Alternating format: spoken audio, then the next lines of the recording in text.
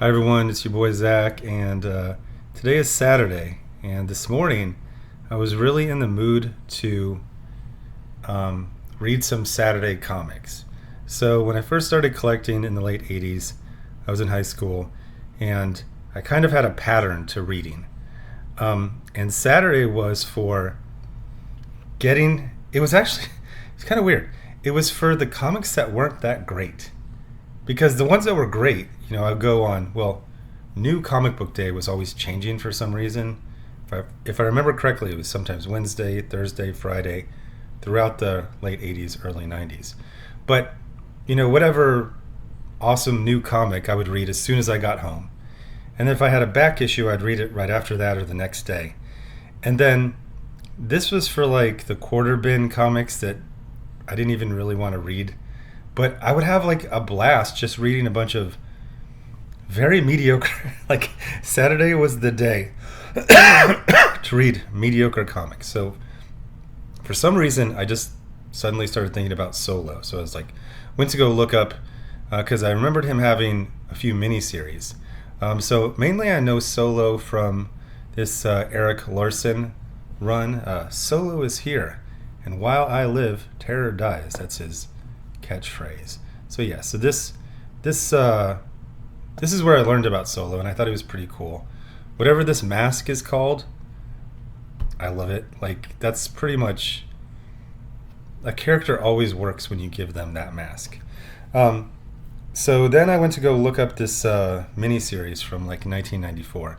Read the entire first issue, and I've got to say, so there was a very famous, like a very long article about Herb Trimpe, or Trimpe, however you say it. And it was this time frame, and he was an older, I mean, he wasn't that old, he was like mid-50s, but he was finding himself having to change his style to have like a Rob Liefeld style. And it did get him like some work, and then that kind of disappeared. And he wrote this very long article about basically trying to reinvent himself in his 50s. And this made me think about this because this is okay. I was never a fan of Herb Trimpe, ever. So when he did like a Rob Liefeld kind of like drafting style over some his traditional structure, it was sad. It was depressing. It was very clear what it was, which was an older guy trying to draw like someone half his age because that was popular at the time. This one though is Ron Randall, and even just like right here, I noticed, I'm like, oh, first of all, he's doing something just with composition. He's filling the entire panel, and it all works with enough room for the captions. I've got to say the narration. I had to like kind of like remember what it was like back then, because it almost felt like the narration was like making fun of this type of story. It's like, I must be getting slower in my old age. Medipatch will have to do till I can treat the wound properly. In the meantime, it's time to get nasty. Wait, are you trying to soft launch like a backup catchphrase? Isn't your phrase, and it was there from the very beginning, while I live, terror dies, Solo. That is amazing cursive right there. I love how he has like 3 different types of handwriting. So you barely see him at all in this. I completely forgot there was a run where Mark Silvestri drew Spider-Man. But even on the cover, like, his debut is so inauspicious. It's like, introducing Humbug, the most offbeat Spidey villain yet. Also, the deadly debut of the man called Solo. And then, like, he just has, like, no design to his costume at all. Like, you can tell they're like, we'll figure it out later. So then, like I said, this is where I found out about him, and then he had this miniseries. And here's the crazy thing about this miniseries. It's freaking, well, at least the first issue is freaking good. I mean, just besides some of the designs not being that great for like these villains, like even just simple stuff here, like this CEO, being interrogated to download the Omega Strike files. This is just great composition, great draftsmanship. There's a little, you know, vaguely Rob Liefeld like hatching, to. I mean, you could probably pretty clearly tell this is the early 1990s. But even just stuff like,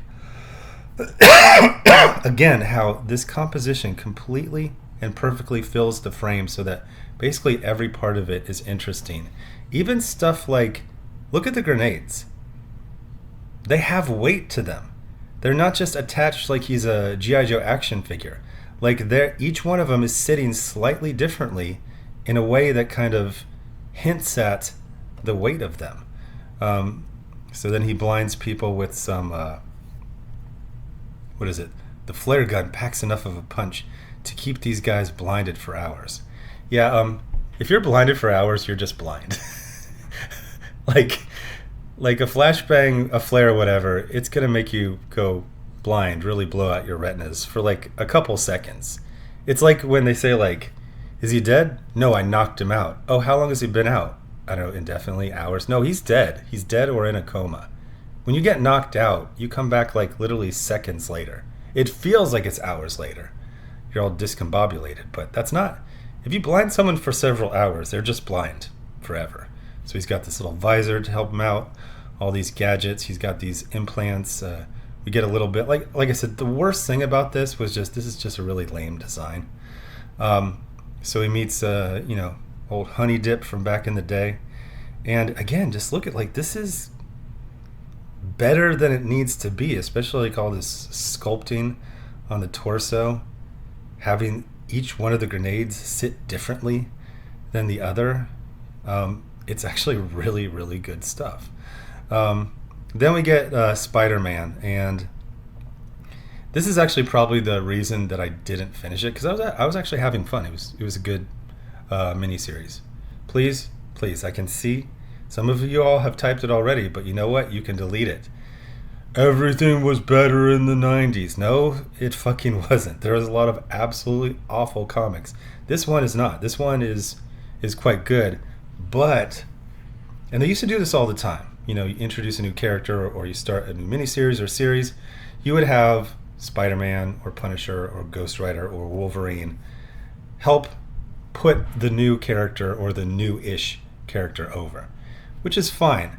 The problem is he's in 3 out of the 4 issues, to the point where it's like, why don't you just make a Solo and Spider-Man miniseries? One would assume you're trying to, this character had been around for almost a decade. You're trying to really solidify him. Instead, it just makes him look like a guest star in his own book. So then 12 years later, they brought him back again. No, not 12 years later. Freaking math in my head, not a strong suit. 22 years later. Jesus. Now I remember this one because I think this is the issue I reviewed when I started the channel. One of these. And it's got some really great art, but this was a thing that started in the early 2000s, kind of this silly ironic use of S.H.I.E.L.D. So it's a lot of that. And even here it's that's silly. It's okay, yeah, I'm done. But this Solo miniseries from 1994, at least first issue, quite good. So run out there and don't buy it. usually with the point of a review, it's this is good, go get it. But what are you just gonna go to half price books? And I guess technically, I feel like this is a book you couldn't find in the back issues of a regular comic book store. Even with half price books, I've never seen this book anywhere. So some good draftsmanship, some pretty good inking on some really awful character designs. And then Solo's design is basically to not have a design. Yeah, I had fun reading the comic. Is it woke? Yeah, it's woke. It's woke. Every person who made this wants to kill you. Anyway, if you stumble upon this, flip through it. But actually, I can't give it that much of a recommend. It really was like the Spider-Man thing. Spider-Man. Like, he's supposed to, help put the character over. Little cameo in the first issue, maybe he shows up in the last issue. Don't have him in like every issue. You're trying to establish that Solo is this like really cool, awesome character, and you didn't do that. Anyway, thanks for watching. Bye.